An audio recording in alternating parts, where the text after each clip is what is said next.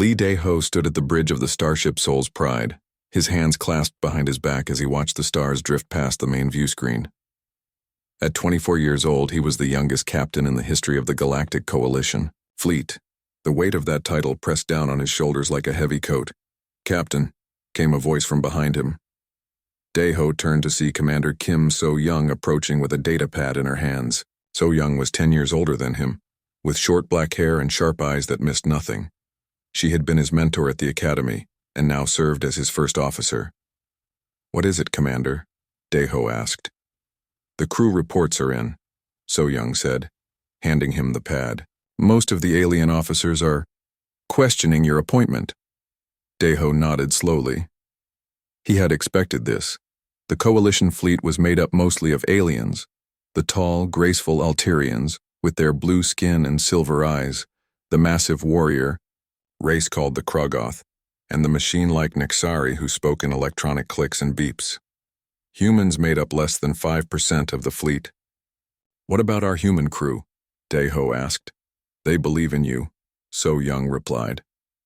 "Lieutenant Choi Hyun-woo has been telling everyone about your academy scores, and Dr. Yoon Ji-hai says she's excited to serve under the youngest captain in fleet history." Dae-ho smiled slightly. Hyun-woo was barely 22, fresh from the academy with bright eyes and endless energy.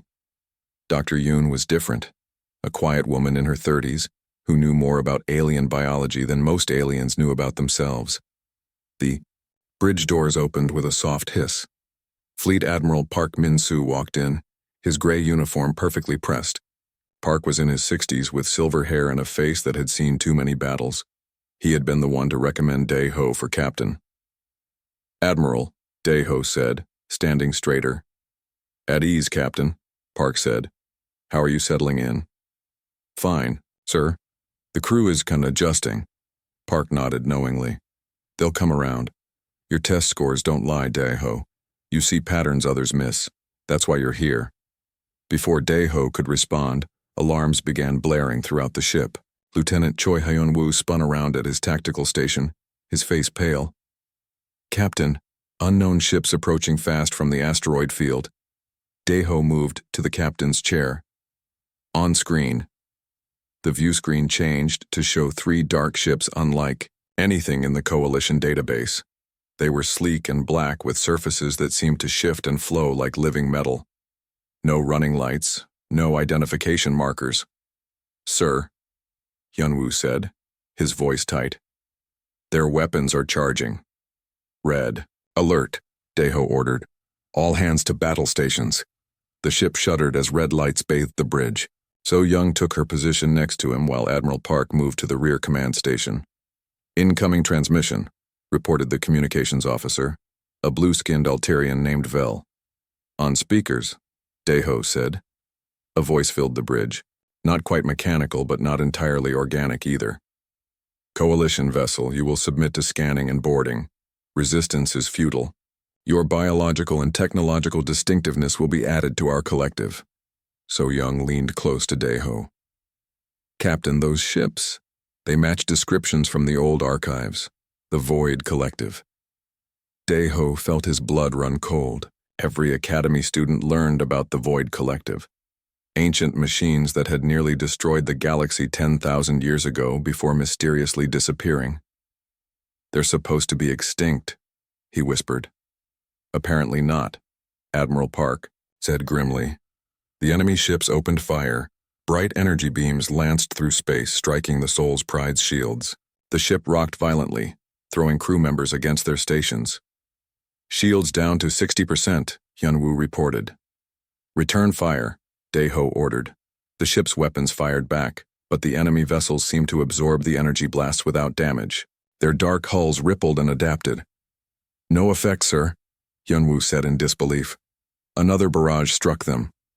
The lights flickered, and Dae-ho could smell smoke in the air. "Shields down to 30%, So-young reported. "At this rate, we have maybe 2 minutes before hull breach." Dae-ho closed his eyes and thought. In the academy, he had studied every famous battle in human history. His professors said he was obsessed with old Earth naval warfare, but now that knowledge sparked an idea. "Hyun-woo, Can you overload our forward torpedo tubes? Sir? The young lieutenant looked confused. Overload them. Make them explode outward, instead of firing normally. That would damage our own ship, Captain, So Young warned. I know, Deho said. All power to engines. Emergency acceleration, straight at the lead enemy ship. The bridge crew stared at him in shock. Admiral Park stepped forward. Captain, are you planning to ram them? Not exactly, Deho said. Trust me. The Soul's Pride surged forward at maximum speed, heading directly for the largest enemy vessel. The Void Collective ship seemed surprised by this suicidal move and adjusted their formation. Now, Deho shouted. Detonate the torpedo tubes and emergency reverse thrust. Hyunwoo's fingers flew over his controls. The forward section of the ship exploded in a controlled blast, sending debris and energy washing over the enemy vessel. At the same moment, the ship's engines reversed, throwing everyone forward as they decelerated hard. The enemy ship's adaptive hull tried to absorb the explosion, but the debris created a chaotic energy pattern it couldn't process. For a few seconds, its shields flickered and failed. Fire everything we have at that ship now, Deho ordered. Every weapon on the Soul's Pride fired at once. Without its shields, the enemy vessel took massive damage. Its hull cracked and atmosphere vented into space.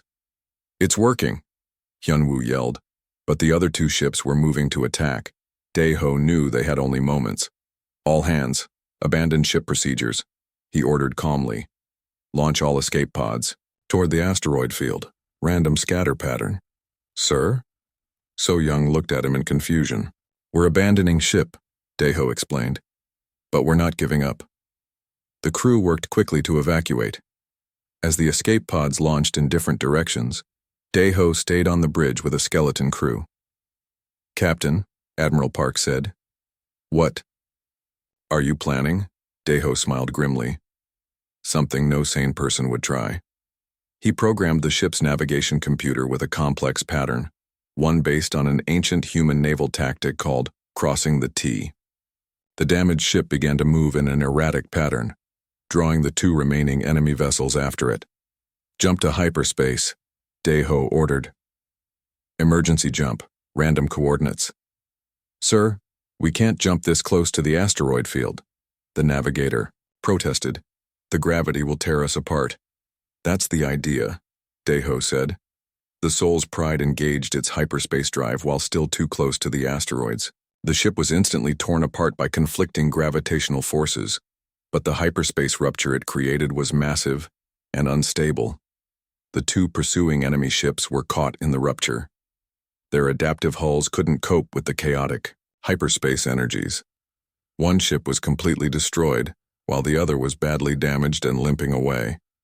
Hours later, Coalition rescue ships found the escape pods scattered throughout the asteroid field. Deho and his surviving crew were taken back to Coalition Command, where they were met by dozens of intelligence officers eager to hear their report. In the debriefing room, Admiral Park looked at Deho with a mixture of pride and concern. Captain, you just confirmed our worst fears, Park said. The Void Collective has returned, and from what you've told us, our standard tactics are useless against them. Yes, sir, Deho replied. But they're not invincible. Their adaptation systems have limits. They can be confused by chaos and unexpected moves. Chaos, Park repeated thoughtfully. You mean human tactics? Deho nodded. Every other species in the coalition fights in organized formations with predictable patterns. Humans learn to fight differently. We learn to survive against impossible odds by being unpredictable. So, Young leaned forward. What are you suggesting, Captain? I'm suggesting that maybe being the youngest captain in fleet history isn't enough, Deho said quietly. Maybe we need to teach the galaxy how to fight like humans. Admiral Park was quiet for a long moment. Finally, he spoke. Captain Lee Deho, how would you like to command your own task force? Deho looked around the room at the faces of his crew, So Young with her steady confidence, Hyunwoo with his eager determination, Dr. Yoon with her quiet intelligence. They had followed him into an impossible situation and survived. I would be honored, sir, he said. Outside the debriefing room windows, The stars continued their ancient dance, unaware that the galaxy's youngest captain had just taken the first step toward becoming its greatest hope. The Coalition Command Center buzzed with activity as reports flooded in from across the galaxy. Captain Lee Dae-ho stood before a massive holographic display showing the current tactical situation. Red markers indicated Void Collective attacks, and there were far too many of them. Admiral Park Min-soo approached with a grim expression. Behind him walked Commander Bae Tae-jun, his aide, carrying a stack of datapads. "Captain, the situation is worse than we thought," Park said quietly. "In the past week, we've lost contact with 17 fleet units. That's over 50 ships and nearly 20,000 personnel." Dae-ho studied the display. The Void Collective. Attacks followed a pattern. They struck quickly, overwhelmed defenses, then vanished before reinforcements could arrive. Each attack seemed more coordinated than the last. "What about survivors?" Dae-ho asked. Commander Bae stepped forward. "Very few, sir. The enemy seems to be harvesting crew members along with ship technology." The word harvesting sent a chill through everyone present. Dr. Yoon Ji-hai, who had been analyzing enemy ship debris, looked up from her research station. "Captain, I've been studying the fragments from your encounter," she said. "The enemy ships are not just machines. They're partially organic. The metal adapts like living tissue." Before Dae-ho could respond, the command center's main doors opened.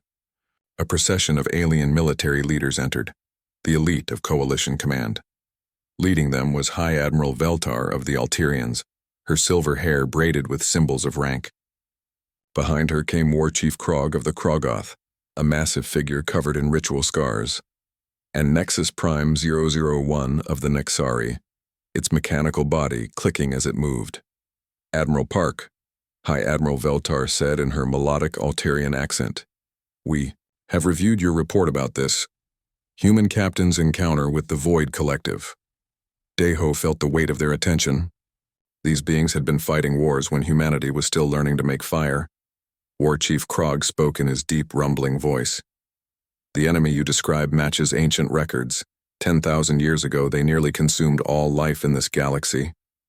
Nexus Prime 001's electronic voice added, "Our calculations show current coalition tactics have a 0.3% probability of success against Void Collective forces."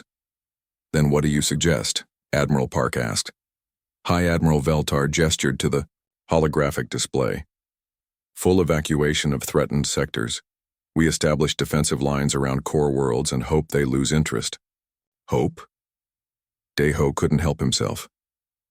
"With respect, Admiral, hope is not a strategy." The room fell silent. Commander Kim So-young stepped closer to Dae-ho, a subtle show of support. War Chief Krog's eyes narrowed. "Young human, you speak of strategy to beings who have fought wars for millennia. What could your brief species possibly teach us?" Dae-ho took a deep breath. He knew this moment would define everything that came next. "You're right," he said. "Humans haven't been fighting as long as other species, but maybe that's exactly why we can see solutions you can't." He moved to the holographic controls and began manipulating the display. Every species in the coalition fights the same way.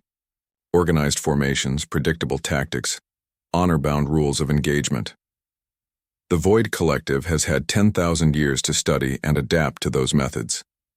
The display changed to show human historical battles, ancient naval warfare, guerrilla campaigns, asymmetric conflicts. Humans learned to fight differently because we had to, Dae-ho continued. We were always outnumbered, outgunned, facing enemies with better technology.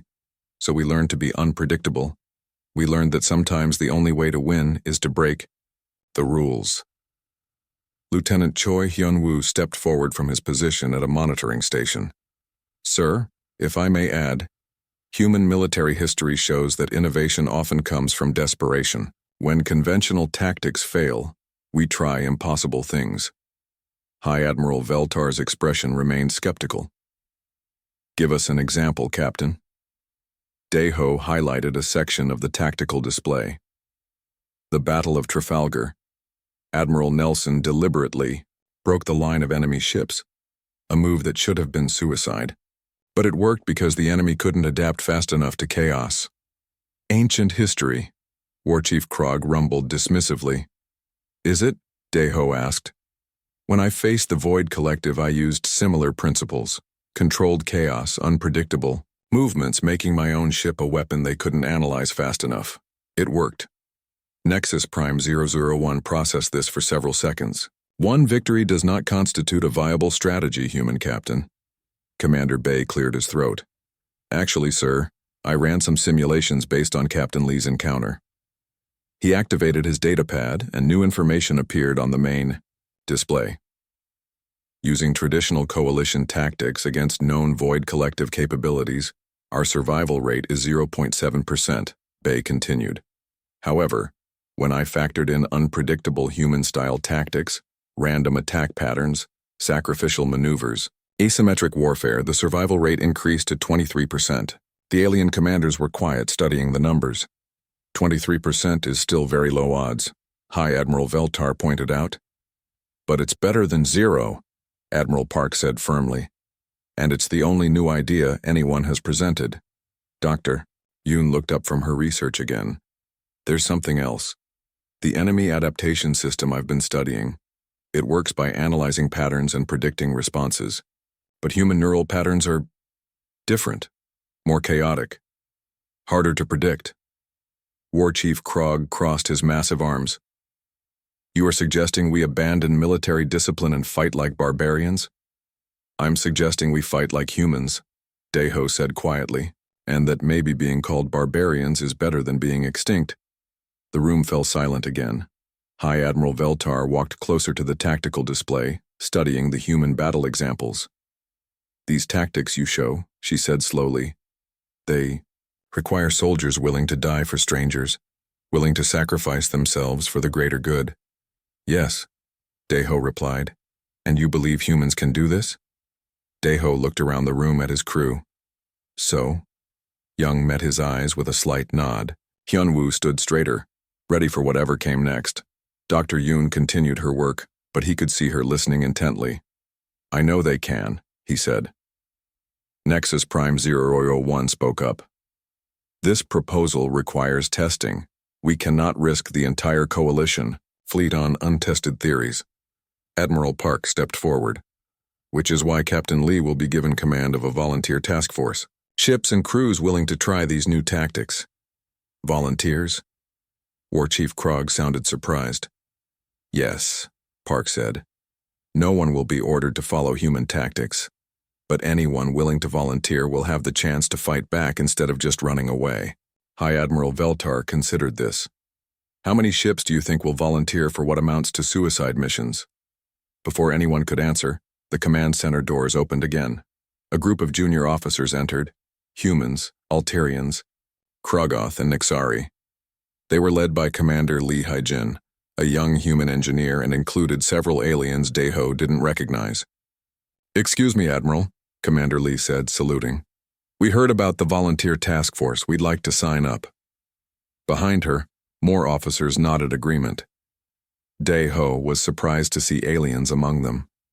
Why? High Admiral Veltar asked them directly. An Alterian navigator named Lyra spoke up. Because running away hasn't worked.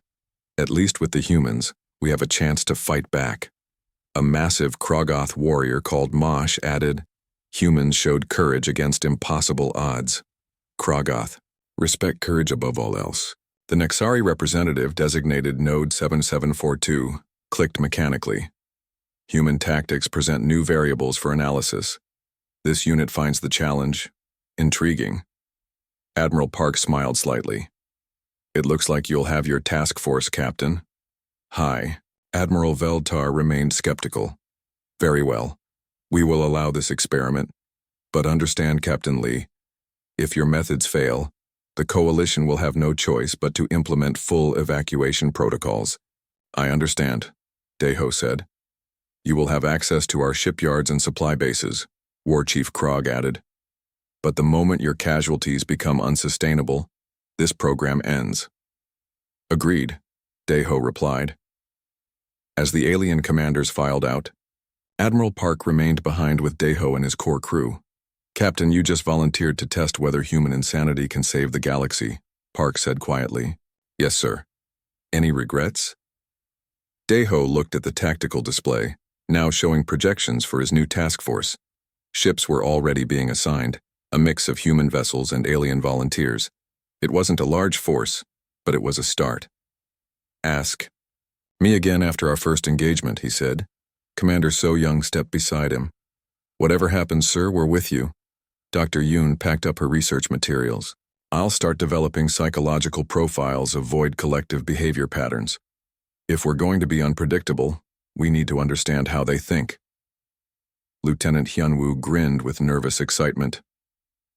Task Force. What should we call ourselves, Captain? Deho thought for a moment, looking out at the stars through the command center's massive windows. Task Force Taeguk, he said finally. After the Korean symbol? So Young asked. Balance through opposition, Deho explained. Order and chaos, working together. It seems appropriate. As his crew began preparing for their new mission, Deho remained at the tactical display. The red markers showing void collective attack seemed to pulse like a heartbeat. The heartbeat of a dying galaxy. But now, for the first time since the enemy's return, there was also hope. Task Force Taeguk gathered at the remote Sigma station, a military outpost on the edge of Coalition space. Captain Lee Dae-ho stood in the station's main hangar, watching, as ships from different species docked alongside each other.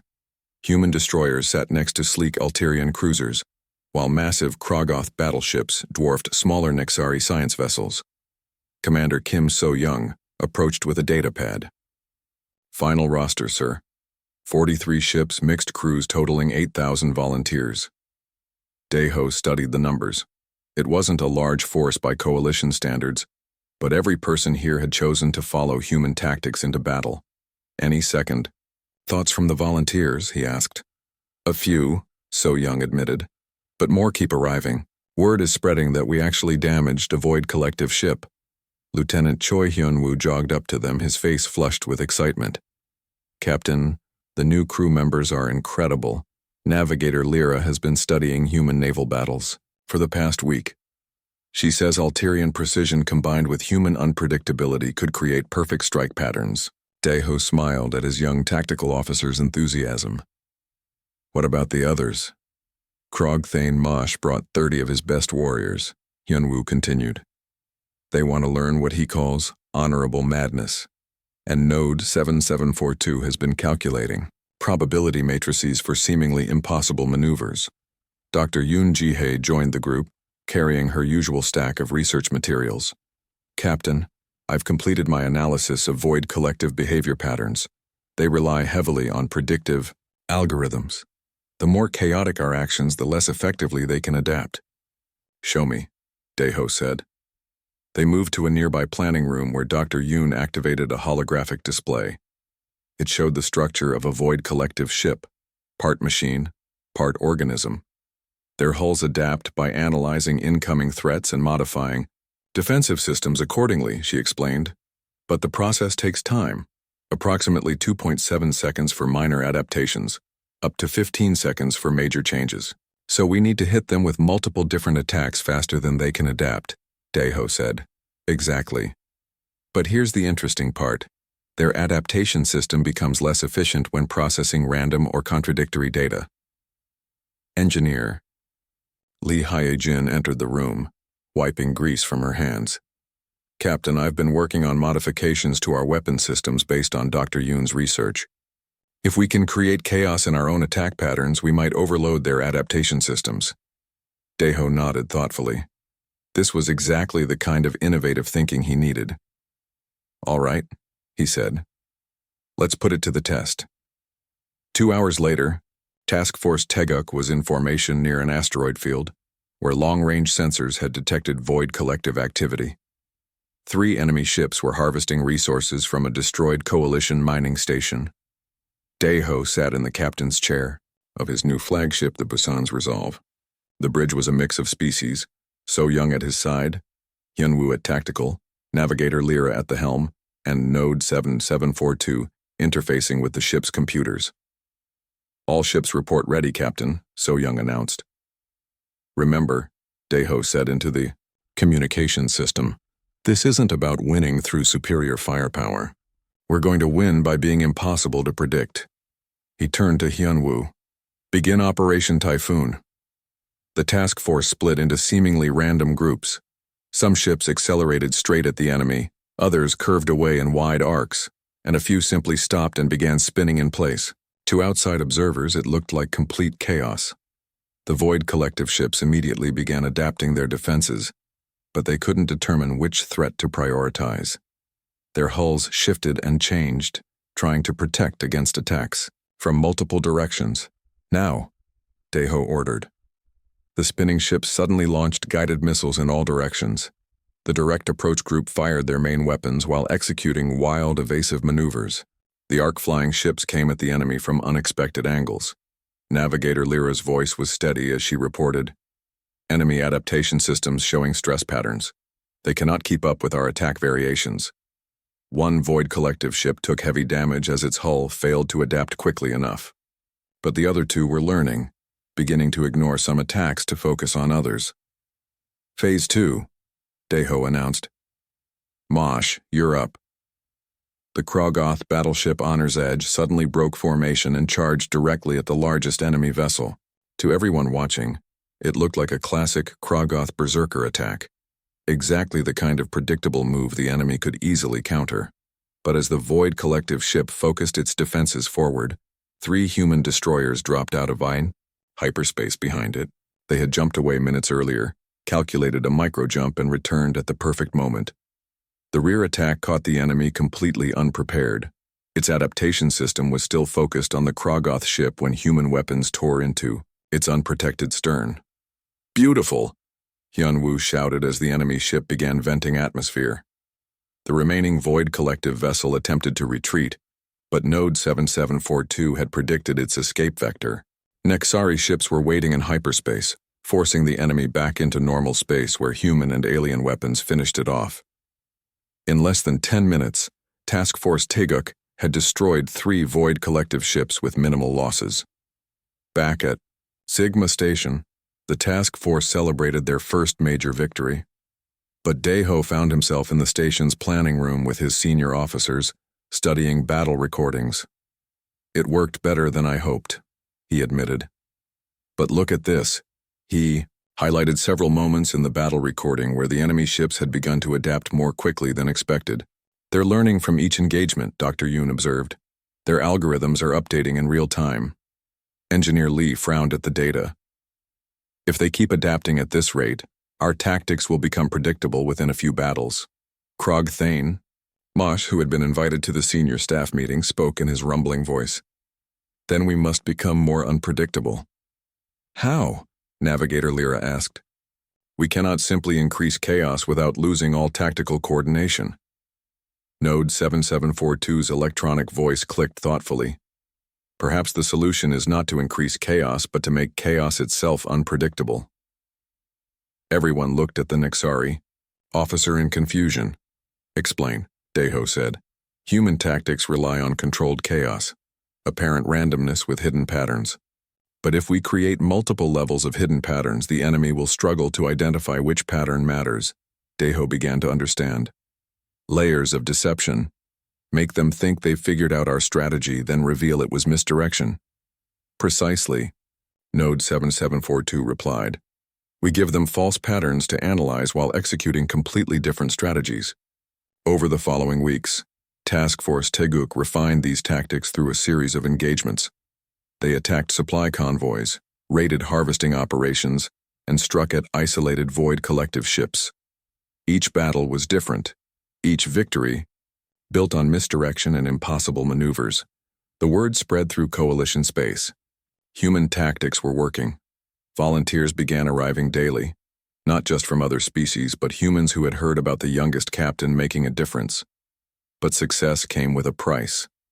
After their 7th major engagement, Daeho stood in the station's medical bay looking at the casualty reports. 43 crew members killed, over 100 wounded. These weren't faceless statistics. These were people who had trusted him with their lives. Commander So Young found him there, staring at the list of names. "Sir," she said quietly. They knew the risks. Every one of them volunteered. "I know," Deho replied, "but knowing doesn't make it easier." Dr. Yoon approached with her latest research. "Captain, I have good news and bad news." "Bad news first," Deho said. "The Void Collective is adapting faster than we hoped. Their central intelligence network is sharing data from our battles across their entire fleet. Soon, every enemy ship will know our tactics. And the good news?" Dr. Yoon smiled slightly. "I think I know how to turn their strength against them. But it will require us to take an enormous risk." Engineer Lee joined the conversation. "What kind of risk?" "We need to get close enough to one of their major installations to plant a virus in their network," Dr. Yoon explained. "Not a computer virus, a information virus. False tactical data that will make them prepare for the wrong kind of attacks." Deho considered this. It would mean penetrating deep into enemy territory, facing odds that would make their previous battles look easy. "How close would we need to get?" he asked. "Very close," Dr. Yoon admitted. "Within their main communication range, probably close enough that most of us wouldn't make it back." The room fell silent. Finally, So-young spoke. "Sir, request permission to begin planning the mission." Deho looked at each of his officers, the people who had followed him from their first desperate encounter to this moment of impossible success. "You understand what we're discussing?" he asked. "This isn't just dangerous. It's almost certainly a one-way trip." Lieutenant Hyunwoo stepped forward. "Captain, when I joined Task Force Taeguk, I knew I might not survive. But I also knew I'd rather die fighting than live running away." Navigator Lyra nodded agreement. "The Alterians have a saying, better to burn bright than fade slow." Krogthane Mosh's scarred face broke into a fierce grin. "Glorious battle or glorious death. Either way." The Coalition Command Center on Altair Prime buzzed with tension. High Admiral Veltar stood before a massive holographic display, showing the latest casualty reports, her silver features tight with concern. War Chief Krog paced behind her, his massive frame casting shadows across the room. "Unacceptable," Veltar said sharply. "Task Force Taeguk has suffered 40% casualties in their last 3 engagements. This human madness has gone too far." Admiral Park Min-soo entered the command center with Commander Bae Tae-jun at his side. Park looked older than his years, the stress of the war showing in the lines around his eyes. "The task force has also destroyed 17 Void Collective ships," Park pointed out. "Their kill ratio is better than any other unit in the fleet." "At what cost?" War Chief Krog rumbled. "Honor demands courage, but this is not courage. It is waste of life." Nexus Prime 001 clicked mechanically as it processed data streams. Analysis confirms. Task Force Taeguk tactics show effectiveness, but sustainability remains questionable. High Admiral Veltar activated new sections of the display. "We have reports from across Coalition space. Captain Lee's methods are spreading to other units. Young officers are attempting similar maneuvers without proper training or understanding. Yesterday, the cruiser Harmony's Dream was lost attempting what they called human-style tactics." Park winced. The Harmony's Dream had been crewed entirely by Alterians. Over 800 lives lost in a single failed engagement. "Perhaps," Veltar continued, "it is time to end this experiment before it destroys what remains of our fleet." Before Park could respond, alarms began sounding throughout the command center. A junior officer ran to Veltar's side. "Admiral, urgent message from Task Force Taeguk. They're requesting immediate reinforcements." The main display shifted to show Captain Lee Deho's face. He looked tired with a fresh bandage on his forehead, but his eyes were still determined. "Coalition Command," Deho said. "We've discovered a major Void Collective staging area in the Kepler Nebula. 3 harvester ships and what appears to be a command vessel. This could be our chance to deal a serious blow to their operations." High Admiral Veltar leaned forward. "Captain, our long-range sensors show nothing in that sector. They're using the nebula's energy emissions to mask their signatures," Deho explained. "We only detected them because we were running silent operations. Sir, if we can hit this staging area, we could disrupt their coordination across this entire sector." War Chief Krog stopped pacing. How many ships do you need?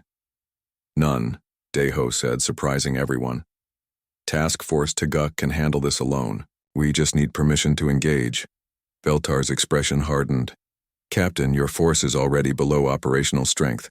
Attacking a major installation with damaged ships and wounded crews is beyond reckless. It's necessary, Deho replied, firmly. Our intelligence shows the enemy is adapting to our tactics faster than expected. This might be our last chance to use the element of surprise. The transmission ended, leaving the command center in heated discussion. Park noticed that Veltar had already made her decision. I'm ordering Task Force Teguk to stand down, she announced. They will return to base for rest and refit. Admiral, Park began, but Veltar cut him off. This is not a debate, Admiral Park. That young captain has let success go to his head.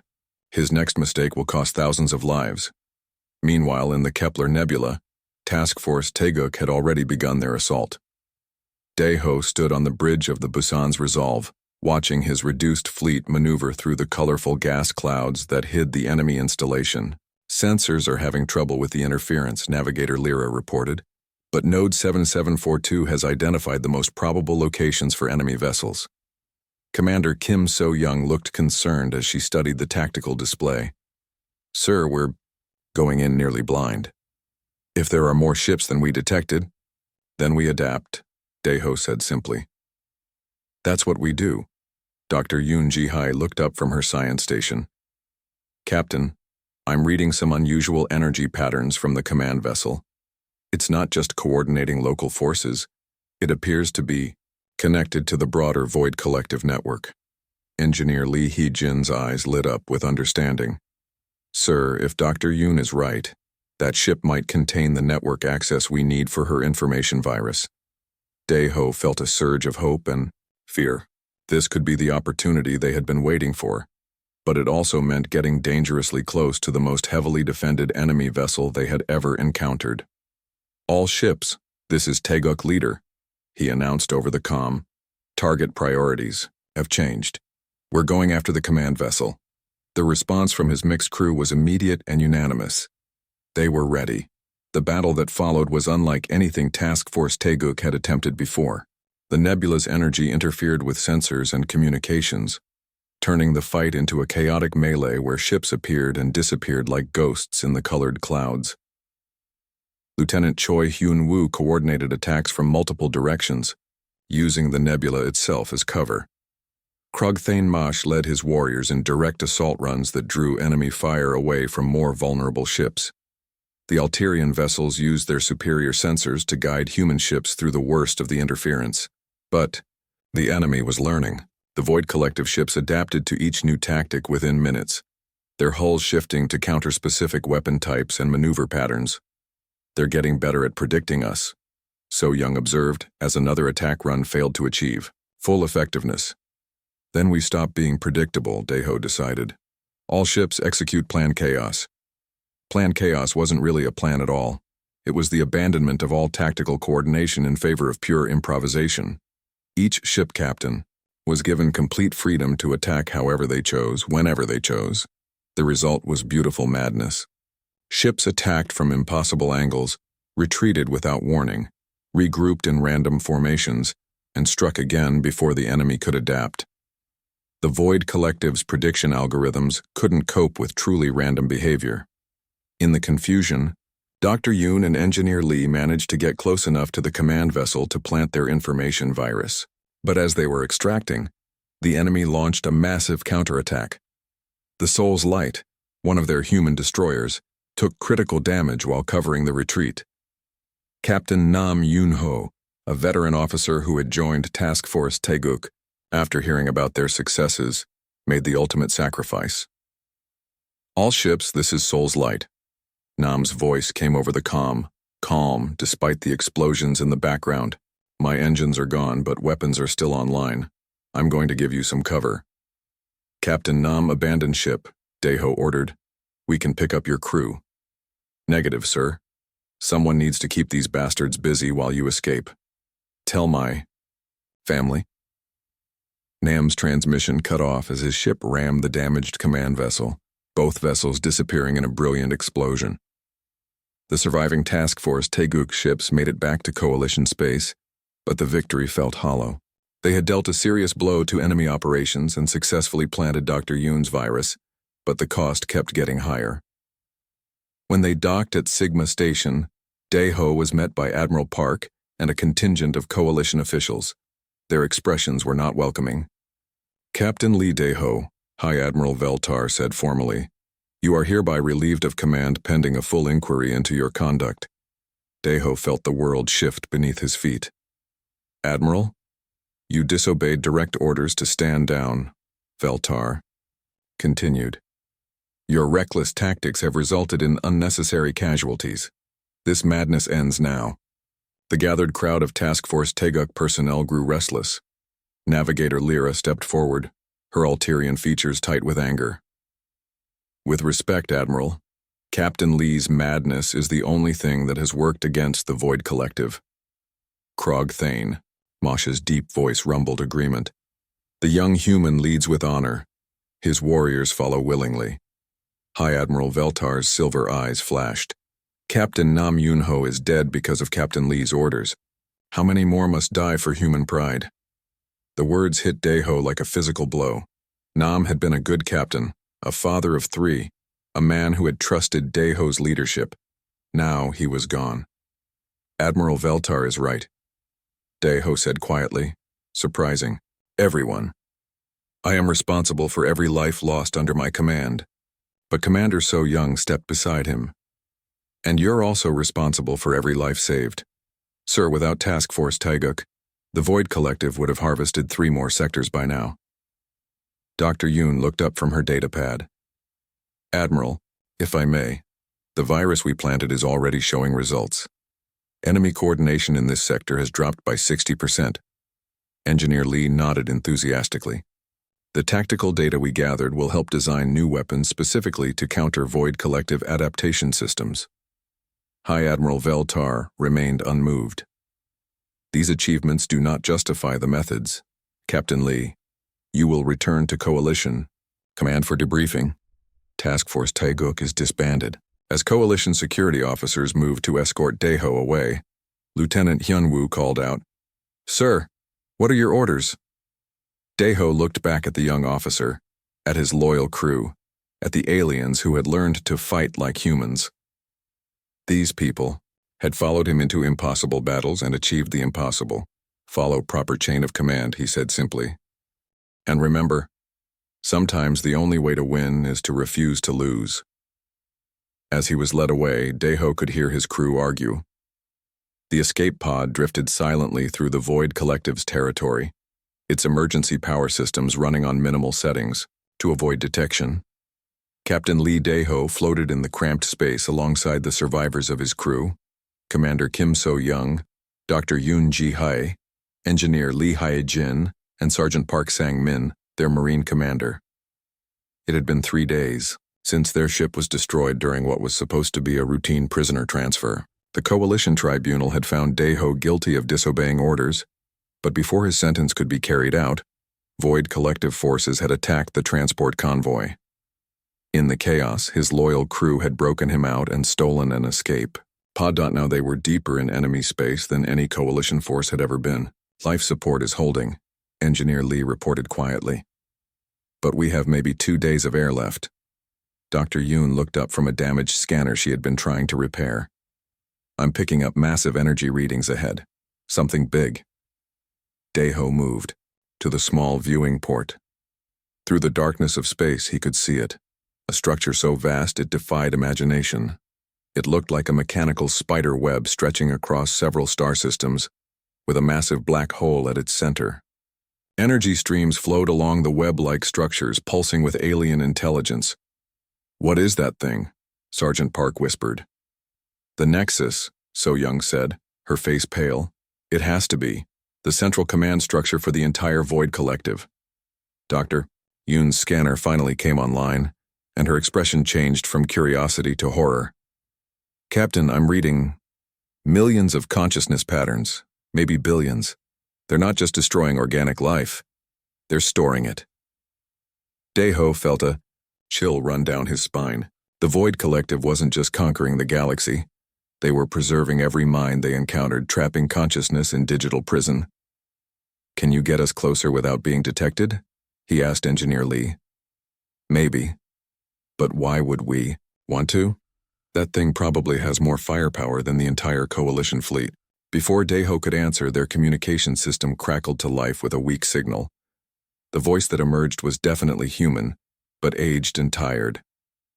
"Unknown vessel. This is Admiral Chen Wei of the battleship Terra's Hope. If you can hear this, please respond." The crew exchanged shocked looks. The Terra's Hope had been lost over 2 years ago during one of the first Void Collective attacks. "This is Captain Lee Deho," he responded carefully. "Admiral Chen, we thought you were dead." A bitter laugh came through the comm. "Dead would be easier, Captain. My crew and I have been prisoners in this place for 23 months. We're part of their collection now." Dr. Yoon leaned toward the communication unit. "Admiral, this is Dr. Yoon Ji-hai. Can you explain what you mean by collection?" "The Void Collective doesn't just destroy civilizations, Doctor. They preserve them. Every mind they encounter gets stored in their central matrix. We're all still alive in here, but we're trapped in a digital recreation of our worst fears." Engineer Lee was working frantically at her station. "Captain, I'm detecting the transmission source. It's coming from inside the Nexus structure itself." "Admiral Chen," Deho said, "is there any way to disrupt their system from the inside?" Another voice joined the conversation. This one clearly alien, with the melodic tones of an Alterian. "Captain Lee, this is High Commander Shalvin. I have been trapped here for 3 years. The Collective's control system is vulnerable, but only during the consciousness transfer process." More voices began joining the conversation. Krogoth warriors, Nexari scientists, even species that Deho didn't recognize. All of them trapped minds that had somehow maintained enough individual identity to resist complete assimilation. "How many of you are there?" Sergeant Park asked. "Thousands," Admiral Chen replied. "Maybe tens of thousands. We've been planning a rebellion for months, but we needed someone from the outside to help trigger it." Dr. Yoon was studying the scanner readings intently. "Captain, I think I understand now. The Void Collective isn't purely machine intelligence. It's a hybrid system that incorporates organic consciousness. That's why they can adapt so quickly to new tactics. And that's their weakness," Deho realized. "The organic components can rebel."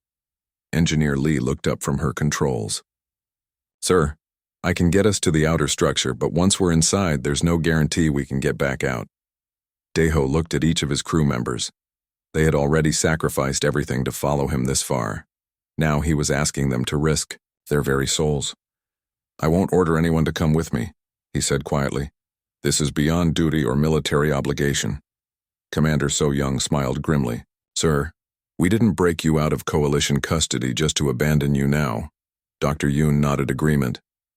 "Besides, this might be our only chance to understand how the Collective really works." Engineer Lee was already plotting their approach vector.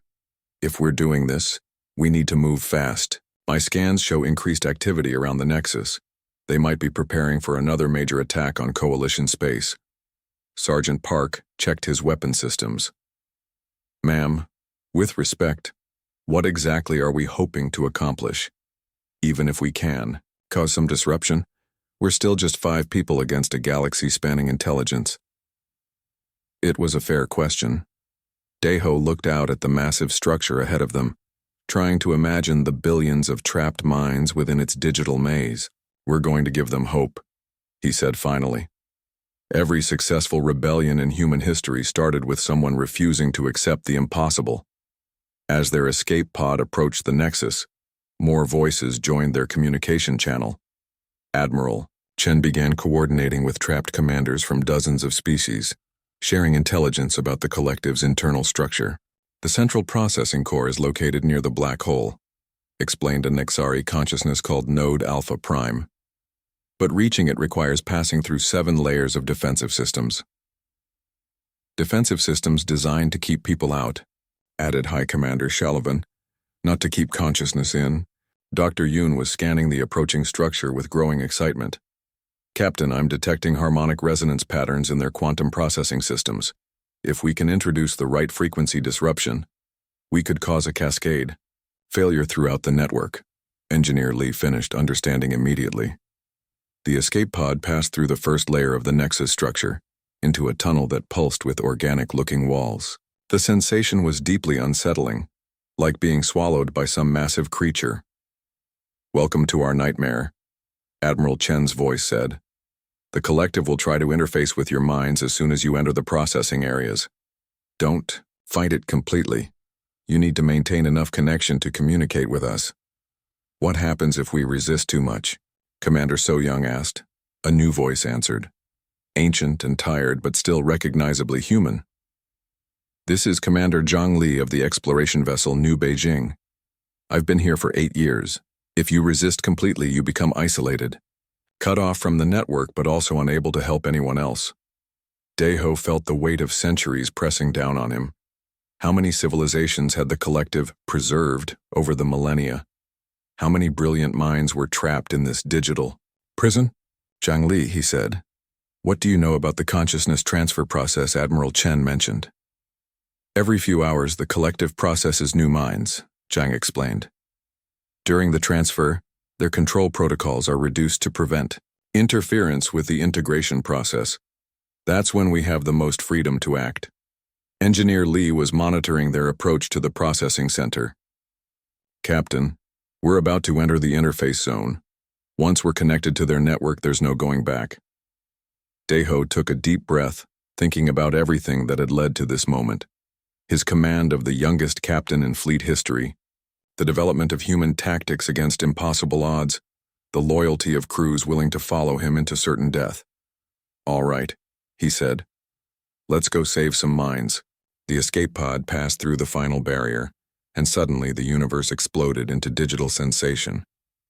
Daeho felt his consciousness being pulled into a vast network of thoughts, memories, and experiences.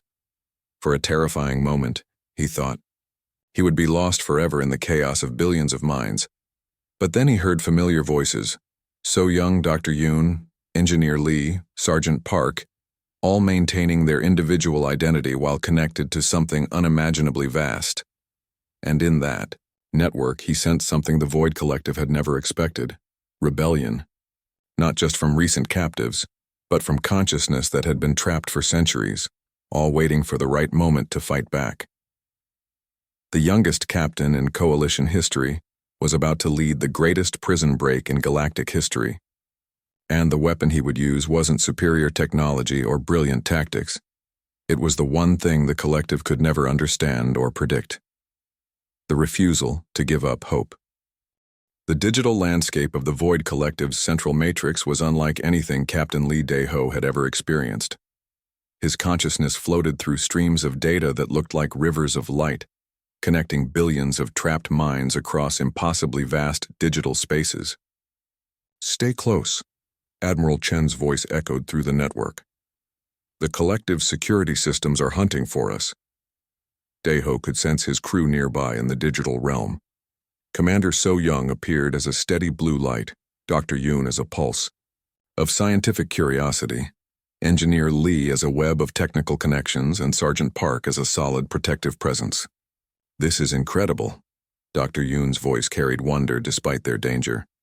Captain, I can see the entire structure of their consciousness storage system. There are minds here from species that went extinct thousands of years ago. Focus, Doctor, Daeho replied. We need to find the central processing core. A new presence joined their group, ancient and powerful but somehow familiar. When it spoke, Daeho recognized something that shocked him. You are the young human captain who has been causing such chaos, the presence said with amusement. I am ancient Commander HFY of the Alterian Deep Fleet. I have been waiting 10,000 years for someone like you. 10,000 years? Engineer Lee asked in amazement. The collective's first harvest, HFY explained. We were exploring the galactic rim when they found us. Our entire civilization was absorbed in a matter of days. But we have not been idle in our captivity. The ancient commander's presence guided them through the digital maze, showing them pathways that avoided the collective's security algorithms. As they moved deeper into the system, more consciousness joined their rebellion. Not just recent captives, but minds that had been trapped since the beginning of the collective's existence. "Here," HFY announced as they approached a massive structure that looked like a crystalline mountain made of pure thought. The Core Processing Center. This is where new minds are integrated and where the collective makes decisions about resource allocation. Dr. Yoon's consciousness pulsed with excitement. "Captain, I can see the harmonic resonance patterns I detected earlier. The entire system operates on quantum entanglement frequencies. If we can disrupt those frequencies, we can free everyone." Daeho finished. But as they approached the core, they encountered the collective's final defense, an avatar created from the combined consciousness of every absorbed species, including recent human captives. The avatar appeared as a shifting form that contained elements of every race the collective had ever encountered. "You will not interfere with the preservation protocol," the avatar said, its voice a mixture of every language and species. "We are saving you from the chaos of individual existence." The avatar attacked, not with weapons, but with the full force of combined tactical knowledge from every military mind the collective had ever absorbed. It fought with Altarian precision, Krogoth fury, Nixari calculation, and human unpredictability, all at once. Daeho and his team were overwhelmed. The avatar knew every move they might make, every tactic they had ever used, because it contained the consciousness of everyone who had ever fought the collective. "We cannot defeat it through combat," Commander So Young observed as they retreated through the digital landscape. "Then we don't fight it," Daeho said, understanding flooding through him. "We convince it." He turned to face the avatar, opening his consciousness completely. "You say you're preserving us? But what about choice? What about the right to decide? Our own fate?" "Individual choice leads to chaos and destruction," the avatar replied. "We have seen it across 10,000 years of galactic history." "Yes," Daeho agreed. "Choice can lead to destruction, but it can also lead to something beautiful, to sacrifice for others, to love, to hope for something better." The avatar paused, confusion rippling through its combined consciousness. Dr. Yoon moved closer. "You have the memories of billions of beings. Don't you also have their capacity for love? For hope?" "Love is inefficient," the avatar said, but its voice was less certain. Engineer Lee's consciousness blazed with determination. "Inefficient, maybe, but it's also what makes life worth living." Ancient Commander HFY's presence joined them. "Young Captain, the collective contains not just recent minds, but the consciousness of its original creators, a species that built this system to preserve themselves during a galactic catastrophe. They never intended for it to become a prison." The avatar's form began to shift and change as internal conflict tore through its combined consciousness. The human minds within, it began to assert their individuality, remembering what it meant to choose sacrifice over safety. We remember." Voices began to emerge from the avatar. Human voices, alien voices, all speaking in their own languages, but with the same message. "We remember choosing to fight even when we couldn't win. We remember choosing to die for others, rather than live for ourselves." The avatar's form began to fragment as billions of individual consciousness reasserted their identity within the collective matrix. "Now," Dr. Yoon called out, "while their control systems are destabilized," Engineer Lee reached into the core processing center and began introducing harmonic disruptions into the quantum entanglement network.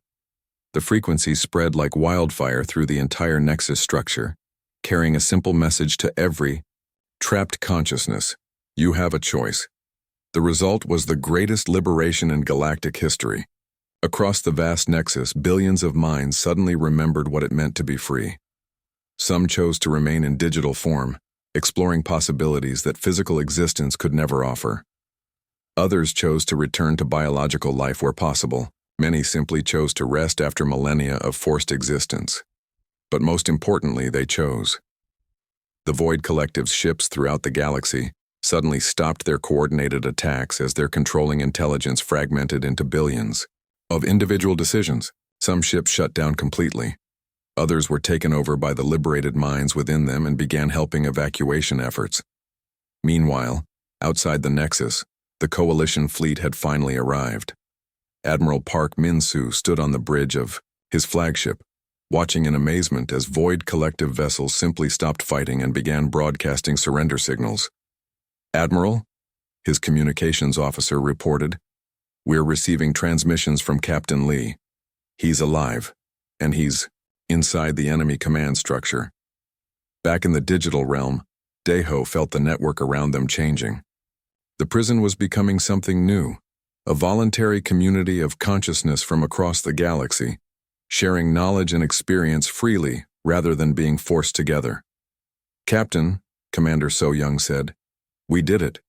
We actually did it. We all did it," Daeho corrected, sensing the billions of minds around them who had chosen freedom over security, chaos over control. Ancient Commander Zeph-Hi's presence approached them. "Young Captain, my species has a debt to repay. We will help rebuild what the collective destroyed, and we will teach others what we have learned about the balance between order and freedom." Dr. Yoon was already connecting with other scientific minds in the network, sharing discoveries that would advance galactic civilization by thousands of years. Engineer Lee was working with Nixari consciousness to develop new technologies that would prevent another collective from ever rising. But Daeho found himself drawn to a group of human consciousness, the crews of ships that had been lost in the early days of the war. Among them was Captain Nam Yunho, the officer who had sacrificed himself to save Task Force Teguk. "Captain Nam," Daeho said, "I'm sorry. If I had been a better commander—" "Stop," Nam interrupted with a gentle smile. "You were exactly the commander the galaxy needed. Young enough to try impossible things. Stubborn enough to refuse defeat. Human enough to believe that freedom is worth any price." As the liberation of the Nexus continued, Daeho felt his consciousness being pulled back toward his physical body. The escape pod was being retrieved by Coalition ships, his crew returning to their biological forms after their incredible journey through digital space. 6 months later, Admiral Lee Daeho, the youngest fleet admiral in Coalition history, stood before a gathering of representatives from thousands of species.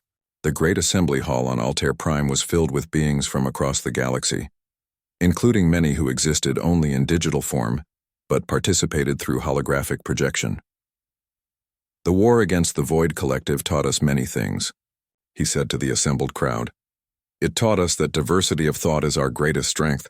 It taught us that sometimes the youngest voice sees solutions that experience overlooks. Most importantly, it taught us that the freedom to choose our own path is worth fighting for, no matter the odds." In the audience, Commander So-young, now Captain So-young, smiled with pride.